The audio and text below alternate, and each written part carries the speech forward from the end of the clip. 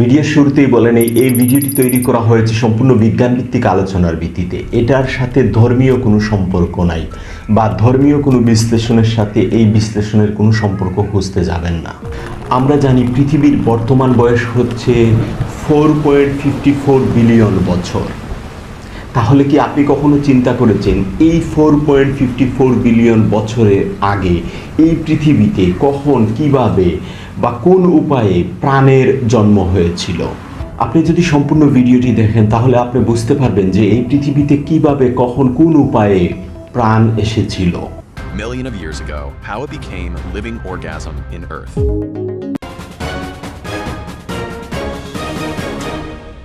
পৃথিবী সৃষ্টির প্রারম্ভ লগ্নে পৃথিবীতে ছিল জ্বলন্ত লাভা। পৃথিবীর আকাশ ছিল কালো ধোঁয়ায় আচ্ছন্ন।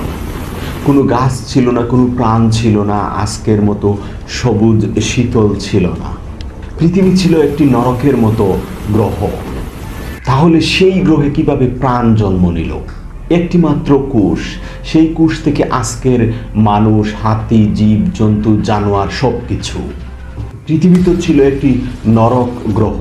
তাহলে সেই নরক গ্রহে সেই কোষের জন্ম কিভাবে হলো, যেখান থেকে আজকের মানুষ বা সকল প্রাণীকুলের সৃষ্টি হলো?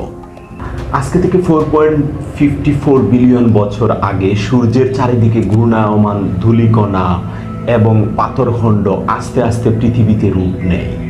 প্রথম দিকে পৃথিবী ছিল একটি বিশাল গলিত লাভার একটি গোলকখণ্ড মাত্র। ধীরে ধীরে পৃথিবীর বাহিরের অংশ ঠান্ডা হতে শুরু হয় এবং সম্পূর্ণ পৃথিবী জুড়ে শুরু হয় আগ্নেয়গিরির অগ্ন্যুৎপাত। সেই সব আগ্নেয়গিরি থেকে বের হতে থাকে জলীয় বাষ্প, carbon die oxide, nitrogen, methane, hydrogen এবং সালফাইড সহ আরও বিভিন্ন ধরনের গ্যাস। তখনকার সময় পৃথিবীর বায়ুমণ্ডলে প্রায় মুক্ত কোনো অক্সিজেন ছিল না। এখন আসি পৃথিবীতে পানি এলো কিভাবে? পৃথিবী ধীরে ধীরে ঠান্ডা হতে থাকলে বায়ুমণ্ডলে জলীয় বাষ্প ঘনীভূত হতে থাকে। তখন পৃথিবীতে হাজার হাজার বছর ধরে বৃষ্টি হতে থাকে।